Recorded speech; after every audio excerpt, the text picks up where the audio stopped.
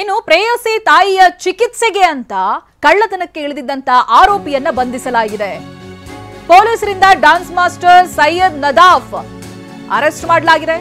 ಆನೇಕಲ್ ತಾಲೂಕಿನ ಜುಗಣಿ ಠಾಣೆ ಪೊಲೀಸರು ಬಂಧಿಸಿದ್ದಾರೆ. ಸರಗಳ್ಳತನ ಮಾಡ್ತಾ ಇದ್ದಂತ ಡ್ಯಾನ್ಸ್ ಮಾಸ್ಟರ್ ಸೈಯದ್ ನದಾಫ್ ಕಾರಣ ಏನಂತ ಹೇಳಿದ್ರೆ, ಪ್ರೇಯಸಿಯ ತಾಯಿ ಇದಾರಲ್ಲ, ಅವರಿಗೆ ಹೃದಯ ಸಂಬಂಧಿ ಕಾಯಿಲೆ ಇರುತ್ತೆ. ಅದರಿಂದ ಸಮಸ್ಯೆನ ಅನುಭವಿಸ್ತಾ ಇರ್ತಾರೆ ಅವರು. ಪ್ರೇಯಸಿಯ ತಾಯಿಯ ಚಿಕಿತ್ಸೆಗೆ ಡ್ಯಾನ್ಸ್ ಮಾಸ್ಟರ್ ಸರಗಳ್ಳತನಕ್ಕಿಳಿದಿರೋದು ಹಣ ಕೂಡಿಸೋದಕ್ಕೆ. ಗದಗ ಜಿಲ್ಲೆ ಲಕ್ಷ್ಮೀಶ್ವರದ ಹುಲ್ಲೂರು ನಿವಾಸಿ ಸೈಯದ್ ಅಲಿ ರತ್ನಮ್ಮ ಎಂಬುವರ ಚಿನ್ನದ ಸರವನ್ನ ಎಗರಿಸಿದ್ದ ಆರೋಪಿ ಸೈಯದ್ ಇದೀಗ ಪೊಲೀಸರು ಅರೆಸ್ಟ್ ಮಾಡಿದ್ದಾರೆ. ಆಗಸ್ಟ್ನಲ್ಲಿ ಜುಗಣಿಯ ಸತ್ತಾರ್ ಸಾಬು ದಿಣ್ಣೆ ಬಳಿ ಸರಗಳ್ಳತನ ನಡೆದಿದೆ.